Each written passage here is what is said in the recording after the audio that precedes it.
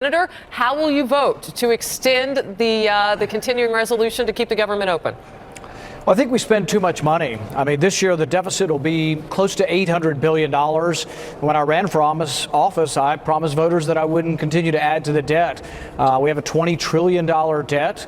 I don't think we should keep spending money this fast. The spending bill that will come before us will actually exceed the spending caps. So I will introduce a budget point of order that says we're breaking our own rules here, guys. You know, year after year, Congress will set their own self-imposed rules, spending caps, and we keep busting those caps and the deficits keep getting bigger. I think it's inexcusable. So I'll be a no vote because I'm not going to vote to continue to put the country further into debt.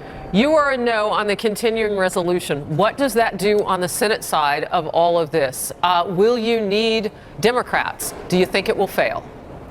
You know, they seem to always cobble together Republicans and Democrats who think it's very important that government be very big and be involved in a lot of our lives. And I'm for smaller government. I'm for a constitutional government that balances the budget. But they always seem to find votes. And it's interesting that the problem with the debt, the problem with unbalanced budgets is a bipartisan problem. In fact, some of the loudest voices in our country right now for increasing spending are Republican voices. But I'm one who says, look, we shouldn't run these kind of annual deficits. We have to do something about it. Are you going to put forth things that deal with keeping the military paid? Are you going to put forth things that keep CHIP, the health insurance for poor kids, going forth? The continued resolution calls for 6 more years of this. How will you push this forth so that people don't get harmed by this potentially not passing?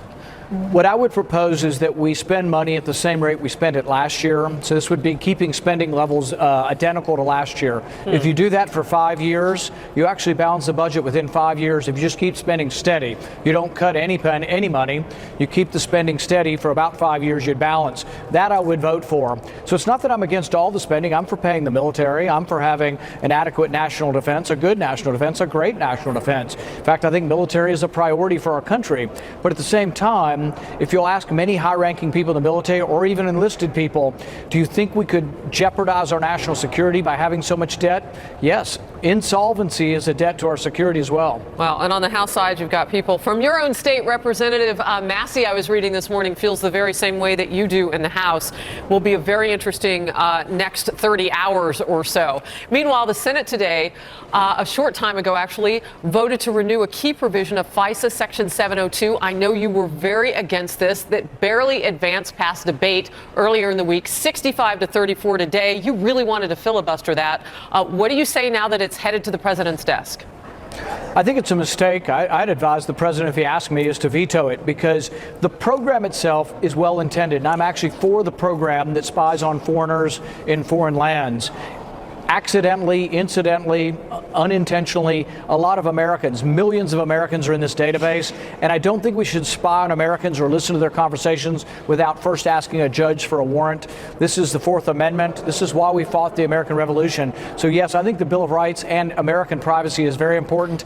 I think you can both spy on and prevent terrorism without giving up our basic American freedoms. So I was a no vote today, and if the president asked, I would say veto it and let's come back next week and fix it. But it's interesting because you and the president were equally yoked on this issue just a couple of weeks ago. And I'm curious to know what changed because the president said, this is the way that at Trump Tower things were kind of scooped up on him and others. He was against FISA Section 702. But then it was made clear from Speaker Paul Ryan of the House that no, this doesn't have anything to do with Americans. You're laughing, but what is the truth here? I think you got mixed messages. The truth is it's not supposed to have anything to do with Americans, but unfortunately millions of Americans are in the database. Did you call the president? You know, I've had my conversation and I can only do what I can do, but I do believe that a part of the president agrees with me that we need more oversight of this intelligence community. Look, we have 3 high-ranking FBI agents that were conspiring at work to try to prevent Trump from being president. So that alarms me. All 3 of those FBI agents can search the database that we're reaffirming here. No, I think if the president and I had a longer conversation, I could inform him that the Speaker of the House sold him a bill of goods, that there really isn't a reform in this, and then guess what? President Trump is still at risk from rogue members of the intelligence community searching and listening to his phone conversations. I'm going to do some homework on when you get another bite at the apple because everything has to be renewed. Senator Rand Paul, a couple of no's on the continuing resolution. We will make America great again.